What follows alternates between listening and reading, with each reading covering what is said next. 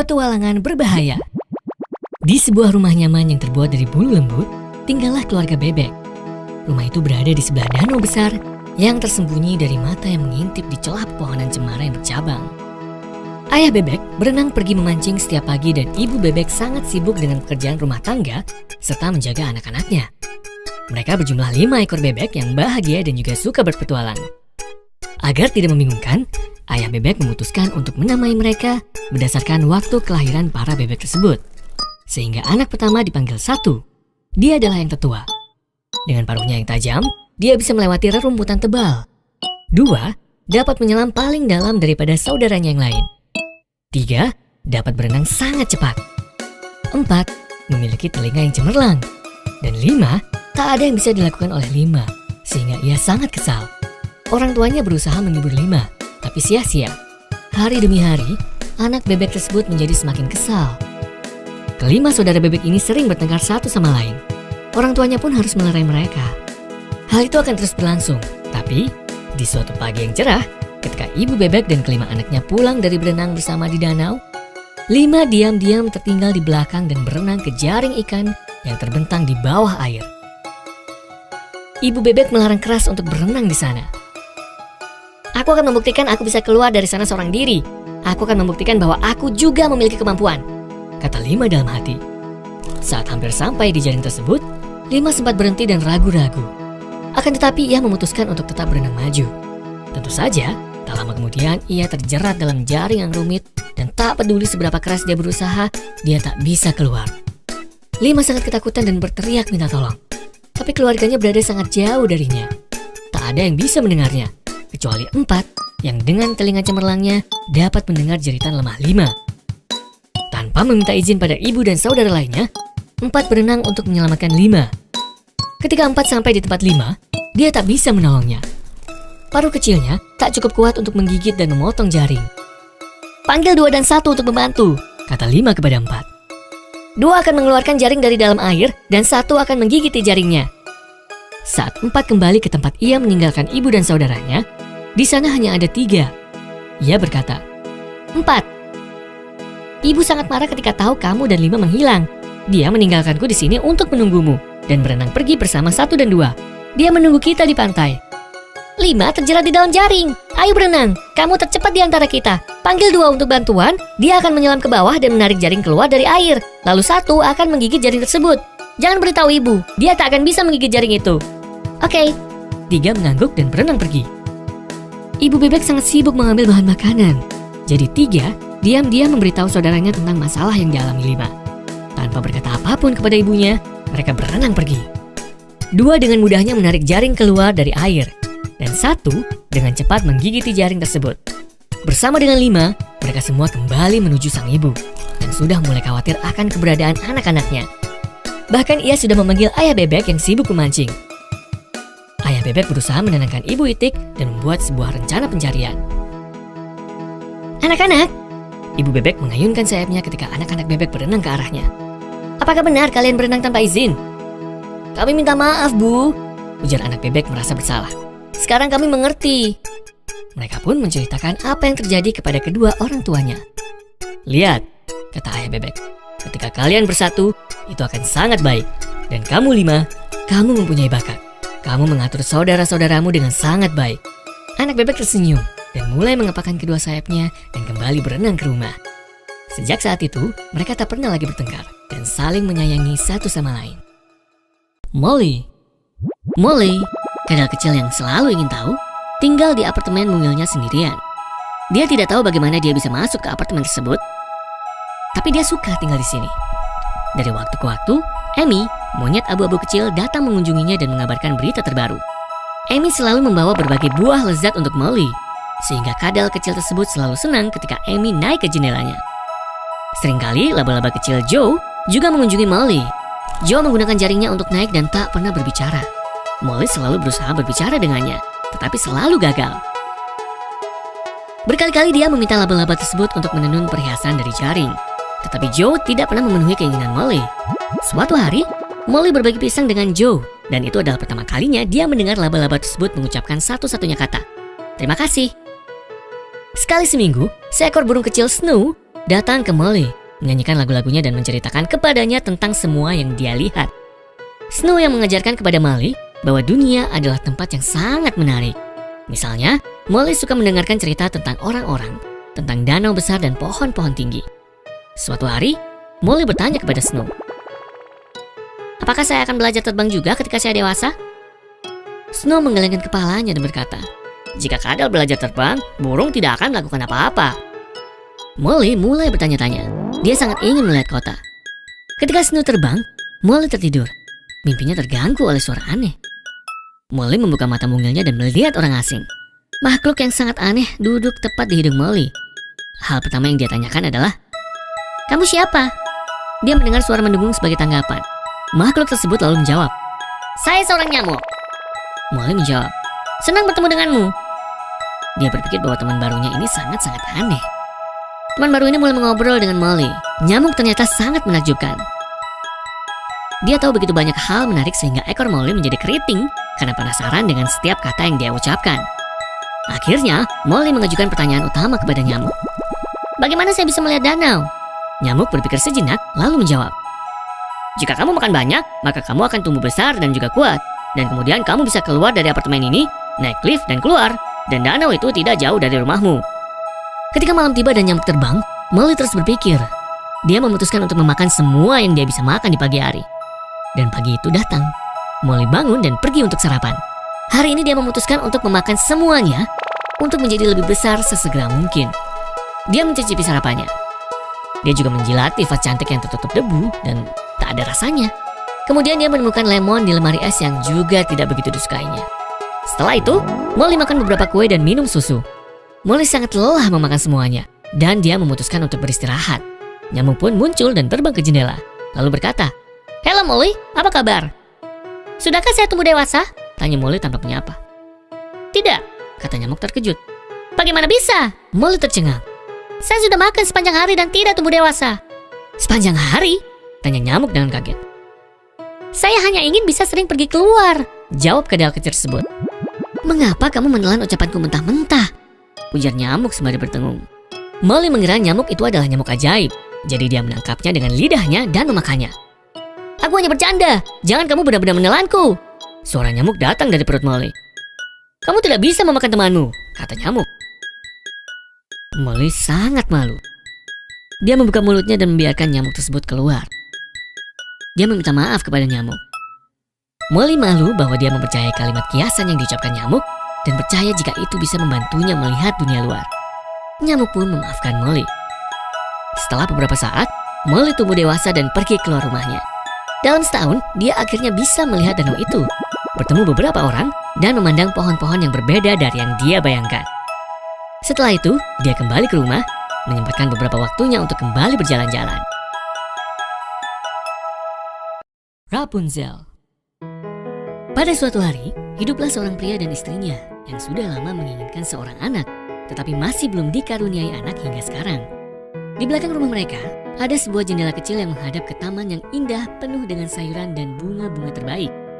Tetapi ada tembok tinggi di sekelilingnya, dan tidak ada yang berani ke sana, karena taman itu adalah milik seorang penyihir yang berkuasa dan ditakuti di seluruh dunia. Suatu hari, sang istri berdiri di dekat jendela dan memandang ke taman tersebut. Dia melihat sebuah tempat tidur yang dipenuhi dengan tanaman rampion yang tampak begitu segar dan hijau, sehingga dia mulai berharap untuk bisa mendapatkannya. Dan akhirnya dia sangat menginginkannya. Ini berlangsung selama berhari-hari, dan karena dia tahu dia tidak bisa mendapatkan rampion, dia pergi dan memendam keinginan tersebut sendirian, sehingga menjadi pucat dan sengsara. Kemudian suaminya yang melihat perubahan sang istri bertanya kepadanya, "Ada apa, istri tercinta?" "Oh," jawabnya, "aku akan mati kecuali aku dapat memiliki beberapa makanan yang tumbuh di kebun belakang rumah kita." Pria itu yang sangat mencintai istrinya berpikir dalam hati, "Daripada kehilangan istriku, aku akan mendapatkan rampion, tidak peduli biayanya." Jadi di waktu senja, dia memanjat dinding ke taman penyihir, dengan cepat memetik segenggam penuh rampion dan membawanya ke istrinya. Sang istri pun membuat salad dari rampion tersebut dan memakannya sesuka hati. Dia sangat menyukainya dan rasanya begitu enak, sehingga hari berikutnya ketika rampionnya sudah habis, dia menginginkan tanaman tersebut 3 kali lipat dari yang ia inginkan sebelumnya. Sang suami pun harus memanjat dinding sekali lagi. Jadi sang suami pergi saat senja, dan ketika dia naik ke belakang, dia melihat si penyihir berdiri di depannya. Dengan mata marah, penyihir tersebut berkata, "Beraninya kau memanjat ke kebunku dan mencuri rampianku. Kau akan membayar untuk ini." "Oh," jawabnya, "kasihanilah aku. Aku hanya melakukannya karena istriku. Dia melihat rampionmu keluar dari jendela dan sangat menginginkannya, sehingga dia akan mati jika tidak bisa memiliki beberapa rampion untuk dimakan." Lalu penyihir itu berkata, "Jika semua yang kamu katakan benar, kamu dapat memiliki rampion sebanyak yang kamu suka. Dengan satu syarat, anak kalian yang akan datang ke dunia ini harus diberikan kepada saya. Saya akan merawat anak tersebut seperti seorang ibu." Pria itu terpaksa menyetujui syarat dari sang penyihir. Dan ketika anak itu lahir, sang penyihir muncul dan memberi anak itu nama Rapunzel, yang artinya sama dengan rampion. Lalu dia membawanya pergi. Rapunzel adalah anak yang paling cantik di dunia. Ketika dia berusia 12 tahun, penyihir itu mengurungnya di sebuah menara di tengah-tengah hutan. Tidak ada tangga atau pintu, hanya jendela kecil di atas. Ketika penyihir itu diizinkan masuk, dia akan berdiri di bawah dan akan berkata, "Rapunzel, Rapunzel, turunkan rambutmu." Rapunzel memiliki rambut panjang yang indah yang bersinar seperti emas. Ketika dia mendengar suara penyihir, maka dia akan membuka kepangan di rambutnya dan membiarkannya jatuh jauh ke bawah menara. Penyihir kemudian akan memanjatnya. Beberapa tahun kemudian, seorang pangeran masuk ke dalam hutan dan menemukan menara tersebut. Dan ketika dia mendekat, dia mendengar suara nyanyian yang sangat indah, sehingga sang pangeran berdiri diam dan mendengarkan. Itu adalah Rapunzel dalam kesendiriannya yang mencoba untuk melewatkan waktu dengan bernyanyi lagu-lagu yang manis. Sang pangeran ingin menemuinya dan berusaha menemukan pintu di menara, tetapi tidak ada. Jadi dia memutuskan untuk pulang, tetapi lagu itu telah masuk ke dalam hatinya. Dan setiap hari sang pangeran pergi ke hutan untuk mendengarkannya. Suatu ketika dia berdiri di bawah pohon, dia melihat penyihir itu datang dan mendengarkan dengan seksama ketika dia memanggil, "Oh Rapunzel, Rapunzel, turunkan rambutmu." Lalu dia melihat bagaimana Rapunzel menurunkan rambutnya yang panjang dan bagaimana penyihir memanjat rambut tersebut.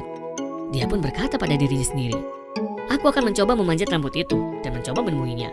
Dan keesokan harinya, segera setelah senja datang, dia pergi ke menara dan berkata, "Oh Rapunzel, Rapunzel, turunkan rambutmu." Rapunzel menurunkan rambutnya dan sang pangeran memanjatnya. Rapunzel sangat ketakutan ketika dia melihat seorang pria datang kepadanya, karena dia belum pernah melihat pria tersebut sebelumnya. Sang pangeran mulai berbicara dengan ramah kepadanya dan menceritakan bagaimana nyanyian Rapunzel bisa masuk ke dalam hatinya, sehingga dia penasaran dan ingin melihat sendiri siapa sosok yang menyanyikannya. Kemudian Rapunzel melupakan ketakutannya, dan ketika sang pangeran memintanya untuk menjadi istrinya, Rapunzel melihat bahwa dia masih muda dan tampan. Dia berpikir dalam hati, "Aku tentu saja menyukainya, jauh lebih baik daripada ibu tua Gothel." Dan Rapunzel menempatkan tangannya ke tangan sang pangeran. Dia lalu berkata, "Aku rela pergi bersamamu, tapi aku tidak tahu bagaimana aku akan keluar. Setiap kali kamu datang, bawalah tali sutra, dan aku akan membuat tangga. Dan ketika tangga tersebut sudah siap, aku akan turun keluar dari menara, dan kamu bisa membawaku dengan kudamu." Mereka sepakat bahwa sang pangeran harus datang kepadanya setiap malam, karena sang penyihir biasa datang pada siang hari. Penyihir itu tidak tahu apa-apa tentang hal ini, hingga suatu saat, ketika Rapunzel tanpa sengaja berkata kepadanya, "Bunda Gothel, bagaimana mungkin kamu naik ke sini begitu lambat, dan sang pangeran ada bersama saya sebentar lagi?"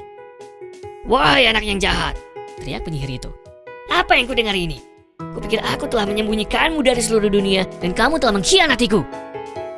Dalam kemarahannya, dia memegang Rapunzel, memukulnya beberapa kali dengan tangan kirinya, dan kemudian memegang sepasang gunting di tangan kanannya. Snip snap, rambut yang indah itu tergeletak di tanah. Dia lalu menarik Rapunzel dan menempatkannya di gurun terpencil, tempat dia hidup dalam kesengsaraan yang hebat. Pada hari yang sama ketika dia membawa Rapunzel pergi, sang penyihir kembali ke menara di malam hari dan meletakkan rambut yang terpotong ke pengait jendela. Dan sang pangeran pun datang dan berkata, "Rapunzel, Rapunzel, turunkan rambutmu." Kemudian dia membiarkan rambutnya turun dan sang pangeran naik. Tetapi bukannya Rapunzel, dia menemukan sang penyihir yang menatapnya dengan mata jahat. "Aha!" teriak perempuan itu mengejarnya. "Kamu datang untuk kekasihmu, tetapi gadis manis ini tidak ada lagi. Rapunzel hilang bagimu, kamu tidak akan pernah melihatnya lagi." Sang pangeran yang dipenuhi dengan kesedihan melompat dari menara. Ia melarikan diri, tetapi jatuh di tumpukan duri. dan duri tersebut telah menyakiti matanya. Kemudian dia berjalan dengan buta melalui hutan. Tidak makan apa-apa selain akar dan buah beri. Dan tidak melakukan apa-apa selain meratapi dan menangis karena kehilangan Rapunzel kekasihnya. Sang pangeran berkelana beberapa tahun dalam kesengsaraan. Hingga akhirnya dia datang ke gurun di mana Rapunzel tinggal. Pada awalnya, dia mendengar suara yang dia pikir dia kenal. Dan ketika dia sampai di tempat di mana Rapunzel mengenalnya, sang pangeran terjatuh. Dan Rapunzel pun menangis. Ketika air mata Rapunzel menyentuh mata sang pangeran menjadi jernih kembali. Dan dia bisa melihat lagi seperti semula. Kemudian sang pangeran membawanya ke kerajaan, di mana Rapunzel diterima dengan penuh sukacita. Dan di sana mereka hidup lama dan bahagia. Mereka hidup bahagia selamanya. Serigala dan 7 kambing. Suatu hari, hiduplah seorang ibu kambing di sebuah pondok kecil yang cantik di tepi hutan. Dia memiliki 7 anak kambing kecil dan sangat menyayangi mereka semua. Beberapa kali ibu kambing harus meninggalkan pondok untuk mendapatkan makanan bagi dirinya dan anak-anaknya. Dan hari ini adalah salah satu dari hari-hari tersebut. Dia memanggil semua anak-anaknya untuk berbicara dengan mereka tentang keamanan. Dengarkan baik-baik anak-anakku yang terkasih. Saya perlu keluar untuk mendapatkan makanan untuk semua orang. Aku ingin kalian semua berhati-hati karena aku mendengar ada serigala berkeliaran. Dia sangat berbahaya dan jika dia datang ke sini dan melihatmu keluar dan dia pasti akan memakan kalian semua. Dia adalah serigala yang sangat licik dan dia bahkan akan mencoba menipu kalian dengan menyamar. Dia dikenal dengan suara serak dan cakar hitamnya. Jadi tetaplah di dalam rumah dan jangan membuka pintu untuk siapapun. Jangan khawatir ibu, kami akan benar-benar sangat berhati-hati dan mengikuti semua yang ibu katakan. Kami tidak akan membiarkan siapapun masuk. Ibu bisa pergi tanpa khawatir. Jadi, dia mendorong ke-7 anak kambing kecilnya ke pondok dan memastikan mereka mengunci pintu depan sebelum dia pergi ke dalam hutan. Pada saat yang sama, serigala tua yang cerdik bersembunyi di balik pohon dan memperhatikan induk kambing tua itu pergi. Beberapa menit kemudian terdengar suara ketukan keras di pintu. Siapa di sana? Buka pintunya. Ini ibumu dan aku punya beberapa hal bagus untuk kalian semua. Tetapi kambing-kambing kecil itu mendengar suara kasar dan tahu bahwa ini bukanlah ibu mereka. Jadi mereka berkata, Anda bukan ibu kami. Ia memiliki suara yang manis dan sangat bagus. Dan Anda terdengar kasar dan buruk. Anda pasti serigala. Jadi pergilah karena kami tidak akan membuka pintu. Maka serigala pergi dan memikirkan bagaimana caranya ia dapat menyamarkan suaranya. Dia pergi untuk mencari lebah-lebah di pohon dan mengambil sarang lebah tersebut untuk membuat suaranya menyenangkan dan manis. Dia kemudian kembali ke pondok kambing dan mengetuk pintunya. Buka pintu anak-anakku, ini aku, ibumu tersayang, dan aku telah membawa beberapa hal indah untuk kalian semua. Tetapi, serigala meletakkan cakarnya yang besar dan hitam di jendela, dan anak kambing melihat cakar tersebut. Mereka tahu ada sesuatu yang salah. Tidak. Ibu kami tidak memiliki cakar hitam besar seperti itu. Dia memiliki kuku kecil yang cantik. Anda pasti serigala. Pergi. Serigala pun pergi lagi dan berpikir bagaimana caranya dia bisa menyamarkan cakarnya. Serigala pun punya ide cemerlang. Dia bergegas ke sudut tempat si tukang roti tinggal dan diam-diam mencelupkan cakarnya ke dalam sekantung tepung. Serigala pun bergegas kembali ke pondok dan ketika dia sampai di sana, dia berpikir, sekarang kita akan melihat apakah anak kambing yang menyedihkan itu akan membuka pintu atau tidak. Dia mengetuk pintu untuk ketiga kalinya, memanggil anak-anak kambing tersebut. Buka pintunya anak-anakku yang tercinta, ini ibumu, dan aku sudah membawa sesuatu yang sangat lezat untuk kalian semua makan. Kambing kecil tertua pergi ke jendela dan berteriak, tunjukkan kaki Anda, jadi kami bisa melihat apakah Anda benar-benar ibu kami. Serigala meletakkan kakinya, ditutupi adonan dan tepung di dekat jendela. Kamu mengerti? Ini benar-benar aku, ibumu kali ini. Begitulah cara anak kambing diperdaya oleh serigala untuk mempercayai bahwa yang berada di luar pintu benar-benar ibu mereka. Anak kambing tertua dengan hati-hati membuka pintu. Serigala pun langsung masuk dengan segera.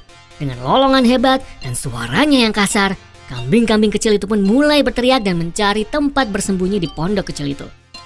Seorang anak kambing mencoba bersembunyi di bawah meja, tetapi serigala menemukannya dan melahapnya. Sedetik kemudian, ada yang bersembunyi di balik kompor, tetapi serigala menemukannya dan juga melahapnya. Yang ketiga bersembunyi di dapur, tetapi serigala menemukannya dan melahapnya. Yang keempat bersembunyi di balik kursi malas ibunya, tetapi serigala menemukannya dan melahapnya. Yang kelima bersembunyi di bawah selimut, tetapi serigala menemukannya dan melahapnya. Yang keenam berusaha bersembunyi di bak cuci, tetapi serigala menemukannya juga dan melahapnya. Hanya yang ketujuh, yang termuda dan terkecil, yang berhasil bersembunyi di balik jam kakek tua yang lolos. Ketika dia tidak bisa menemukan orang lain, serigala pun menggerutu. Saya benar-benar tidak ingat berapa banyak dari mereka yang ada di sini. Apakah itu 6 atau 7? Saya tidak ingat berapa banyak dari mereka yang telah saya makan. Dia pun tertawa dan menggosok perutnya. Lagi pula, aku cukup kenyang. Saya akan pergi dan berbaring sedikit. Jika ada yang tersisa, saya akan menangkap mereka nanti. Itu pasti. Dia pun berjalan keluar, menemukan tempat yang nyaman di bawah pohon apel, dan pergi tidur. Tidak butuh waktu lama sebelum dia mendengkur dengan keras. Akhirnya, ibu kambing kembali dengan makanan dan dia terkejut. Dia melihat pintu depan terbuka lebar. Dia berlari ke dalam dan mulai menangis ketika melihat betapa berantakannya rumah itu. Dia tahu bahwa ini hanya bisa berarti satu hal. Serigala telah ada di sini dan telah mengambil semua anak-anaknya. Dia pun menangis. Tapi kemudian, ibu kambing mendengar suara kecil datang dari sudut ruangan. Ibu, apakah itu kamu? Ini aku. Kamu di mana? Apa yang terjadi di sini? Kemudian, anak terkecil keluar dari tempat persembunyiannya di belakang jam kakek dan menceritakan semua yang terjadi kepadanya. Oh sayang, oh sayang.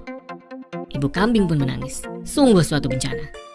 Dia memutuskan untuk keluar untuk melihat apakah ada yang bisa dilakukannya. Dan di sana, di bawah pohon apel, dia melihat sosok serigala tua besar tertidur lelap dan mendengkur. Dia mendekatinya dan melihat ada beberapa gerakan di dalam perut serigala. Itu membuat ibu kambing berpikir bahwa anak-anaknya mungkin masih hidup. Dia bergegas ke dapur dan mengambil gunting besar. Dia lalu memotong perut serigala. Dan tak lama kemudian, keenam anaknya melompat keluar dari perut serigala. Satu demi satu. Ibu kambing pun lega anak-anaknya telah kembali. Serigala jahat itu begitu rakus sehingga dia menelan mereka semua tanpa mengunyah.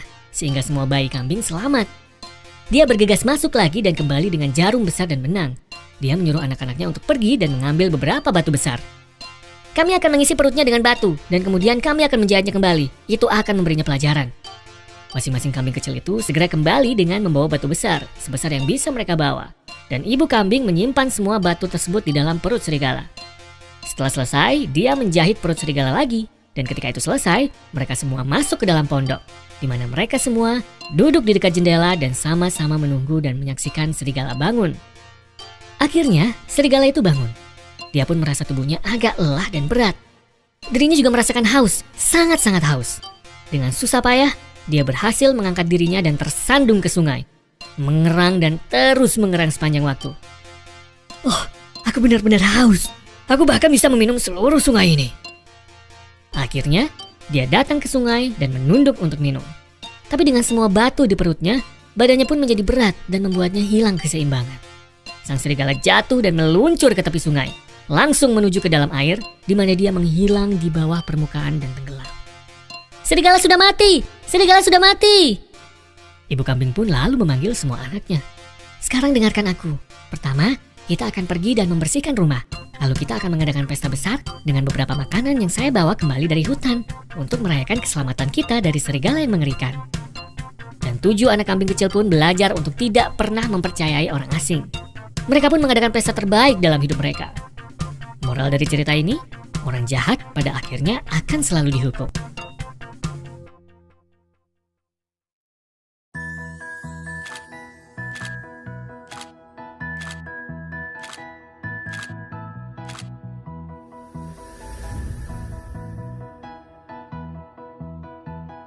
Legenda bawang merah dan bawang putih. Pada zaman dahulu kala, hiduplah sebuah keluarga yang sangat bahagia, terdiri dari seorang ibu yang cantik dan baik hati, seorang ayah yang bekerja sebagai pedagang, dan seorang putri yang bernama Bawang Putih. Kita sebut saja Bawang Putih karena paras wajahnya yang cantik dan putih. Sifatnya yang baik hati, penurut, dan juga tulus. Sayang sekali, kebahagiaan keluarga itu tidak bisa bertahan lama karena ibu Bawang Putih sakit-sakitan dan meninggal dunia. Tentu saja, ayah dan Bawang Putih sangat sedih dan kesepian sepeninggal ibunya tersebut. Tak lama kemudian, ayah Bawang Putih menikah lagi dengan seorang janda beranak satu. Karena sifat jahat dan selalu membuat orang lain menangis, mari kita panggil anak itu dengan sebutan bawang merah. Sungguh malang nasib bawang putih, karena tak lama kemudian ayahnya pun meninggal dunia. Dan kini semua harta kekayaan ayahnya dikuasai oleh si ibu tiri yang kejam dan kakak tirinya yang jahat. Setiap hari, bawang putih diperlakukan seperti seorang pembantu yang mengerjakan semua pekerjaan rumah dan melayani kebutuhan ibu tiri dan kakak tirinya itu. Dari mulai membersihkan rumah, mencuci pakaian, hingga menyiapkan makanan untuk mereka. Sementara bawang merah, kerjanya hanya bermalas-malasan saja. Pada suatu hari, saat bawang putih mencuci pakaian di sungai, tanpa diketahuinya, selendang kesayangan bawang merah terhanyut. Sesampainya di rumah, bawang merah sangat marah karena tidak bisa menemukan selendang kesayangannya itu. Lalu dia mengusir bawang putih untuk mencari selendang itu dan tidak boleh pulang sebelum selendang itu ditemukan. Bawang putih pergi mencari selendang itu. Hari sudah malam, dia masih belum juga menemukan selendang itu. Dan dari kejauhan, dia melihat sebuah gubuk kecil di dalam hutan yang ternyata dihuni oleh seorang nenek yang baik hati. Nenek itu menawarkan bawang putih untuk beristirahat dan tinggal di gubuk itu.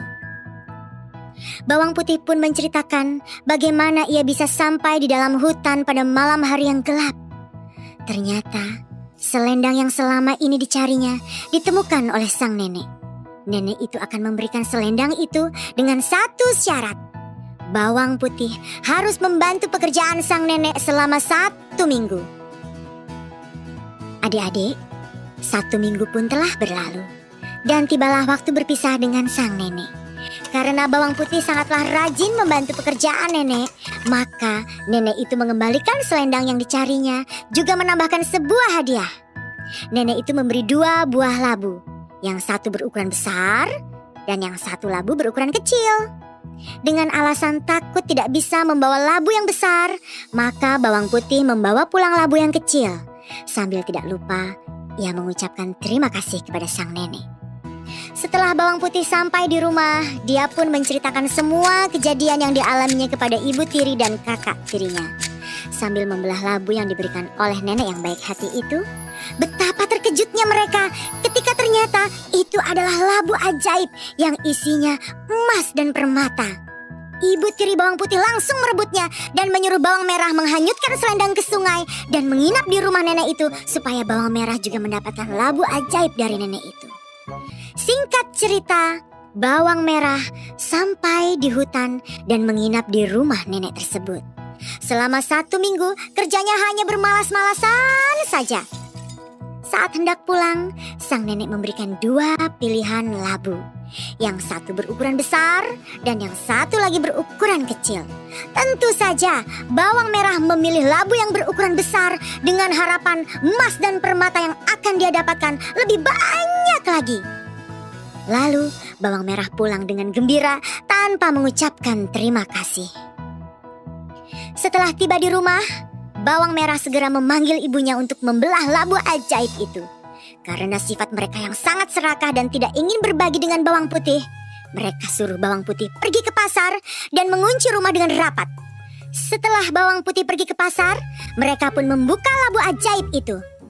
Tapi betapa terkejutnya mereka ketika ternyata labu itu tidak berisi emas dan permata, melainkan berisi binatang berbisa seperti ular, kalajengking, kelabang, dan laba-laba.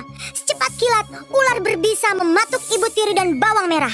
Mereka tidak bisa meminta tolong pada siapapun karena pintu rumahnya terkunci rapat.